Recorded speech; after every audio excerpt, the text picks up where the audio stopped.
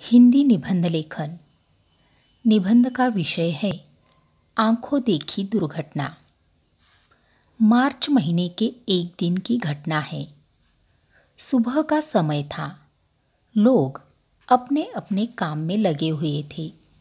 मैं परीक्षा की आखिरी तैयारियों में व्यस्त था। इतने में अचानक आग आग, दौड़ो दौड़ो, बचाओ बचाओ की जोर जोर से चिल्लाने की आवाज़ें सुनाई पड़ी। मैंने खिड़की से झांक कर देखा। सामने वाले मकान में आग लगी हुई थी। ऊंची ऊंची लपटें उठ रही थी। लपटें देखकर दिल कांप उठा। धुएं के बादल आसमान को छू रहे थे।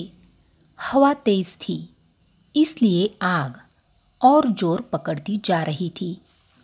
खबर फैलते ही आसपास के लोग आग बुझाने दौड़ पड़े।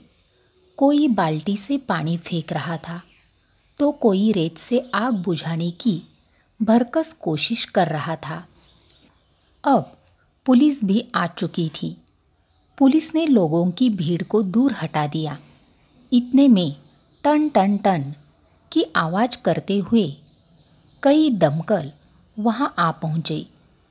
दमकल वालों ने जल्दी ही अपना काम शुरू कर दिया। उन्होंने भड़कती आग पर तेज धार वाली पाइप से पानी छोड़ना शुरू कर दिया। फायर ब्रिगेड के कुछ जवान दमकल की सीढ़ियों के सहारे जलते हुए मकान में घुस गए। वे तुरंत 2 बच्चों और एक बेहोश महिला को मकान से बाहर ले आए। दमकल वालों ने मकान में फंसे और भी कई लोगों को सकुशल बचा लिया। कुछ लोग आग से बुरी तरह झुलस गए थे। उन्हें तुरंत अस्पताल भिजवाना जरूरी था। एम्बुलेंस द्वारा उन्हें अस्पताल पहुंचाया गया। तभी धम्म की आवाज़ के साथ जलते हुए मकान का एक हिस्सा गिर पड़ा। सौभाग्य से दमकल वालों ने सभी लोगों को मकान से बाहर निकाल लिया था, इसलिए जान की कोई हानि नहीं हुई, मगर लाखों की संपत्ति जलकर राख हो गई। दुर्घटनाग्रस्त मकान में रहने वाले लोगों के दिल बैठ गए थे। वे बाहर खड़े दुखी मन से अपने घरों की ओर ताक रहे थे।